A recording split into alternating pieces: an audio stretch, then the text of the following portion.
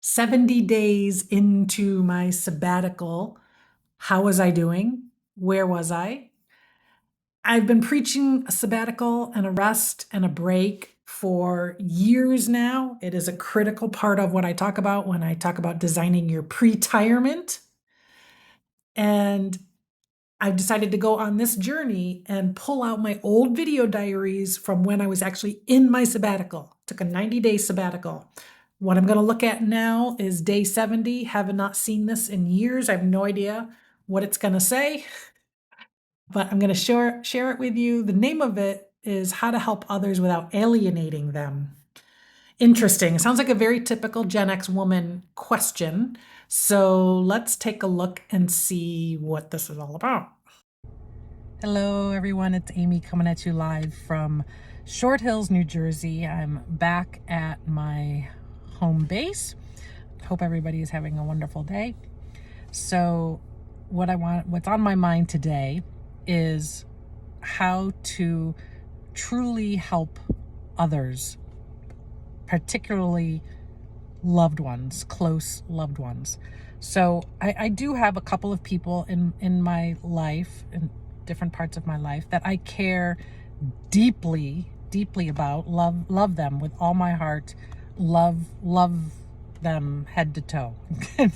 And I am very much invested in their happiness and well-being, etc. I mean, I have several that I love, but I'm thinking of a few in particular who are not happy or are struggling in some way or have some obstacles and challenges that are seemingly insurmountable. And the challenge that I have, I mean, as long as I've been long distance from people, my expectation of my role in people's lives was adjusted accordingly. And a lot of this is in my own mind, in my own perspective. My expectations of my role and their role when we're far apart is different than if I'm going to be a little bit more a part of their lives in some way.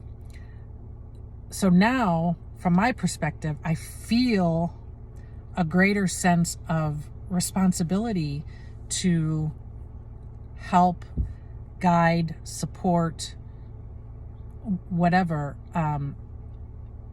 loved ones that are in need. And if there's, if there's something getting in the way of their happiness, I feel a little more accountability and responsibility about helping them to find it. And I'm not necessarily good at that with other people unless they want the help and unless they have asked me for the help or have given some sign that they want my help. So, if somebody I care for is in need, and I offer up support, guidance, suggestions, take action in some way to support them or to take steps towards achieving something or whatever, I'm all in, I'm all for that, and I can really help and support people when they need it. But where I'm stuck is if they're not open for the help and they don't see that they're so in the weeds of their situation that they can't see clearly, and they seemingly don't want to. And what's challenging from my perspective is, I can see where they are, where they want to be, and I can clearly see the things that can happen for them and with them if they wanted to see it and if they wanted to take the appropriate action. And before I go any further than this, if you think you know who I'm talking about, you probably don't. And it's more than one person, and it's in different parts of my life, and they have different types of situations. I mean, I've just gotten to the point in my life where I'm willing to ask for help when I'm that stuck, and I'm still struggling a bit with that. But on the flip side, when I when I know what the solutions are, and I, like, with every fiber of my being, I want to help that other person. And it has the potential of coming across as criticism. It has the potential of coming across as that I don't love and accept them as they are, which is not true, because I do. And, so obviously I don't get a great response sometimes in those scenarios. So I've been opening up my mind and heart, trying to think about how I can best support people who are stuck. And some of the messages that I'm receiving is that all I can do is be there for them and hold space for them and role model, like be around them at my best self as I possibly can, at my best sense of energy as I possibly can, and role model the state and the approach and the mindset that I believe will help them.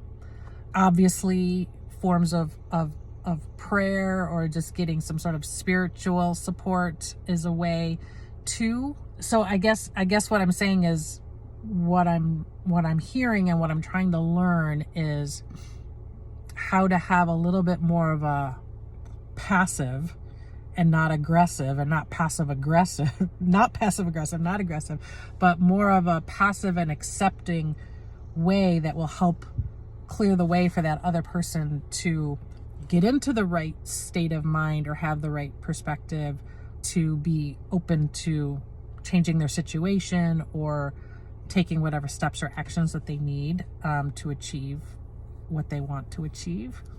So yeah, I mean, and as I've been journaling on this and thinking about it, and I've been sort of kind of keeping my eyes open for advice and direction, and the advice and direction that I'm getting is just less direct, like not hitting the target like a bullseye, not saying you need to do this, or have you thought about this, and why don't you do this, and all that kind of stuff, which just leads to walls, right?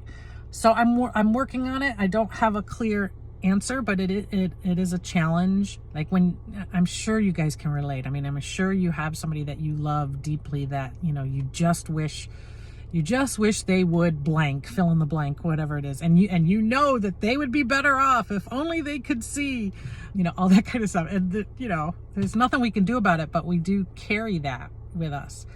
And so maybe in some way there is something we can do, just not in the way that we may have originally thought. It may be just around the energy that we're bringing to that person. So any additional thoughts on that, please send them my way. Or if you come across any resources or any particular experts that might have some guidance for me, let me know. I'd love to hear it and see it, learn all about it. Have a good one. Bye. Okay. Couple things that I noticed from that was, well, first of all, the sunroof in my car that was right behind me, that I had it cracked open for a little bit, and the memory came back that was the first time that I had my sunroof cracked open in a really long time. And after I shot this video and I went to my destination, it wouldn't close, and it was a big fiasco getting it repaired. So that's the first thing that came to mind when I was watching that. You don't care about any of that. I find I'm glad that I spent so much quality time really thinking about the relationships in my life and the people in my life and what my role was in their life. That has changed and evolved over these past 4 years, because I have spent a lot more time with family and a couple of my close friends, more time, quality time, than I had previously, and for longer periods of time. So that changes the scope, the nature of your relationship. And I think I'm glad that I started having that thought, and I'm glad it's something that I've been working through, because especially now as my parents are getting older, they're still fabulous health, and autonomous and everything, but for down the road, just being able to figure out how to help and support and influence the lives of loved ones in your life without alienating them, without pushing them away, etc. I don't think I don't think I have come that far in being able to do that. I still can see where someone is taking a wrong turn, somebody that I really care about, and I still struggle with what to do about that. I do think that I've leaned into creating a safe space for them and being there for them and being the highest, best version of myself in their presence and being a role model in that way. And that is like the primary way to influence them. So I feel like I've gotten better at that, especially added to the mix, which I don't think was the case in this video, but since then, the last 4 years, having more of a political divide and having people in your life who have beliefs and values that are so counter to your own beliefs and values, and navigating that, I think I have leaned on some of this for that too, just bringing the highest, best version of myself to the conversation and trying not to be judgmental and trying not to be accusatory, trying not to alienate, but trying to listen, trying to understand. So I think I have leaned into that more, but there's definite room for improvement, for continuing to figure out how to be the best form of support to people I love, especially when I feel like they're going in a wrong direction, or not even like a wrong direction, but that they're in a bad place and they don't ask for help, or at least they don't ask me for help. And I want them to know that I am there for them. I don't know that I do a good enough job doing that. So this was a good reminder to see this today, this morning. So I'm glad I got that reminder. Leave me a comment. I really want to know, do watching these video diaries, does it trigger anything for you? Does it spark any thoughts? And does it connect to your desire to take a sabbatical? Do you have any thoughts around taking a sabbatical, taking a break, what that could look like for you, and the types of things you need to dig into in order to heal? Would love to hear your feedback. I'm not getting a lot of comments on this particular series, on this particular playlist. It's not getting as many views, which I think is because the primary people who care are the ones who have gotten to know me more, and they just want to know more details about what happened to me prior to get me to where I am now. So thank you. Thank you for watching. I don't think these are being pushed too much in the YouTube algorithm. So consider this sort of like a little private space for a small group of my subscribers. So let loose in the comments. Would love to hear your thoughts.